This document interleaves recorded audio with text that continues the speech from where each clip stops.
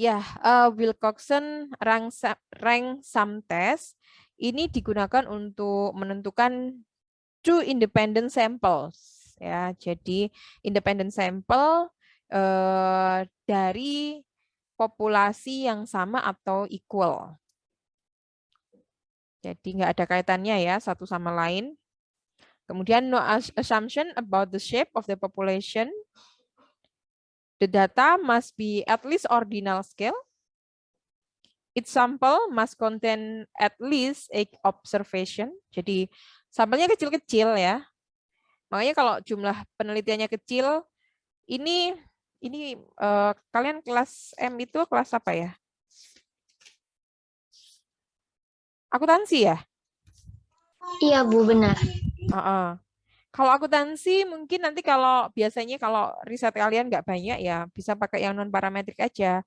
Jangan memaksakan diri pakai parametrik karena ada yang nggak paham gitu 5 pakai parametrik nggak boleh ya. Jadi ya pakai non parametrik aja.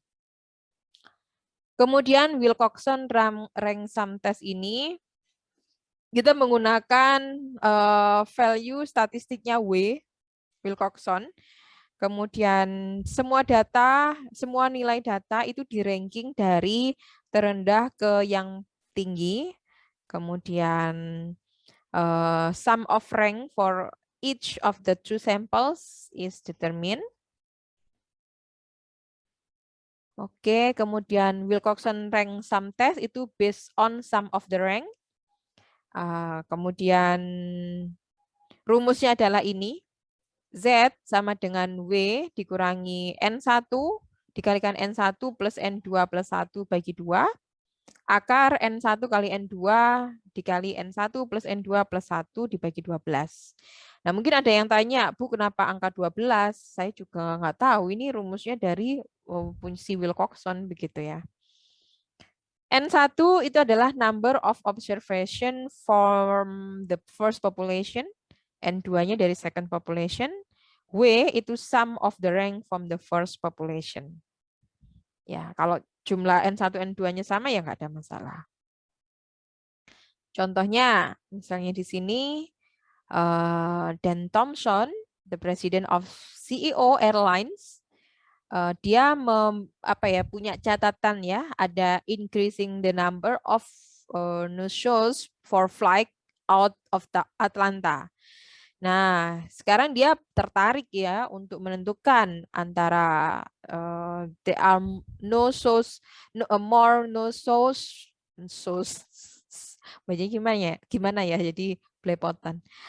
No shows, shows kan jadi show sepatu ya. Shows for flights that originate from Atlanta compare with flight leaving Chicago. Nah, diambil 9 penerbangan dari Atlanta dan 8 dari Chicago yang ada di sini. Kita digunakan untuk alpha 5 significance level. Apakah kita bisa menyimpulkan bahwa ada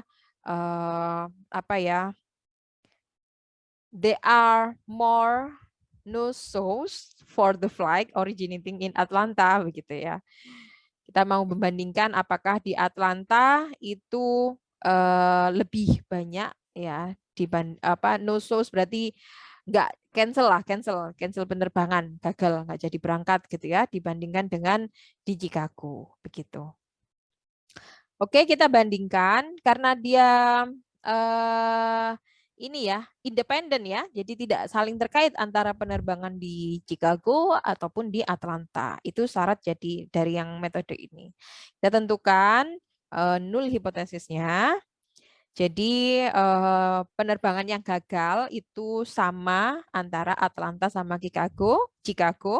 Kemudian yang H alternatifnya berarti tidak sama atau di Atlanta lebih besar dari Chicago gitu. Nah, sekarang kita mencari di alfa 5% untuk tabel Z itu adalah 1,65.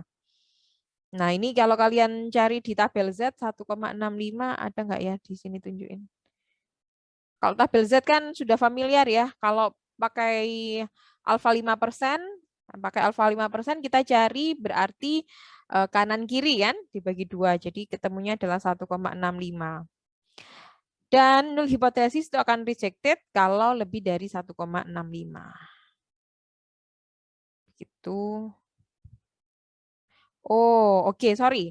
Ini one till ya, one till test karena kita menggunakan larger di sini, lebih besar ya, lebih besar. Ini is the same or less, berarti kan kurang sama dengan, satunya adalah lebih dari. Sehingga karena one till berarti kalau level of significance-nya 0,5 berarti di tabel Z-nya langsung cari 0,45. Nah, 0,45 kalau ditarik keluar ketemunya 1,65. Oke. Sekarang kita cari rank observation-nya begitu. Nah, di Atlanta sama Chicago, kita urutin baik Atlanta sama Chicago mana yang paling kecil. Makanya ini karena ngurutin, metode non parametrik ini cocok kalau jumlahnya sedikit. Kalau jumlahnya banyak ya selamat, pakai aja yang parametrik ya. Nah, ini kita cari yang paling kecil. Oh, ternyata di Chicago 8. Nah, jadi nomor 1, nomor 2. Nah, nomor 3-nya urutan ke-10 ini ada 2. Nah, karena ada 2 berarti kan 3,5-an gitu ya. Ini yang saya maksud tadi ambil tengah-tengahnya. Oke, 3, 4 sudah. Sekarang ke urutan 5. Nah, 11 ini. Salah. Ya, 11. Oh, ternyata 11-nya ada 2. Berarti urutan 5,5-an karena 5, 6 begitu. 5, 6 sudah, kita ke 7. 8, oke aman. Ini 9, 10, 11, 12-nya mana? 11, 12 ya Allah. 12, terus 13, 14, 15, 16, 17, 17 dan oh udah ya 17 ya. Ya, terakhir 17. Nah, kalau sudah ini dijumlah semuanya. Jadi kalau yang ini tidak ada sign rank-nya positif atau negatifnya. Jadi udah dicampur jadi satu tapi diurutkan semuanya jadi satu. Nah, kemudian kalau sudah rank-nya itu ditotal. Nah, 96,5 dan di sini adalah 56,5 begitu. Oke, kalau sudah kita masukkan, kita mencari rumusnya ya di sini ya. Z-nya berapa? 96,5. W-nya adalah 96,5. W itu calculate for the Atlanta group ya. Jadi kalau tadi kan di sini Atlanta group ya. 96,5. Kemudian N1-nya adalah punya Atlanta ya, 9, terus ini 9 plus 8 dan seterusnya. Jadi W-nya itu pakai yang N1 begitu. Kemudian setelah dimasukkan semuanya ketemu 1,49. Nah, kalau udah ketemu 1,49, kita bandingin dengan Z value-nya 1,49. Salah, 1,65 gitu kan. Karena di sini 1 tail, maka di sini 1,65 ketemu 1,49 berarti kan daerah do not reject H0. Nah, do not reject H0 tadi kan yang hipotesisnya kan 0 kurang dari sama dengan ya.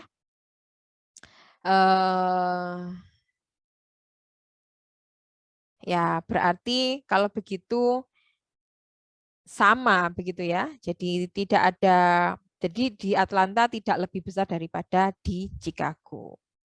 Begitu. Ini untuk metode Wilcoxon rank test.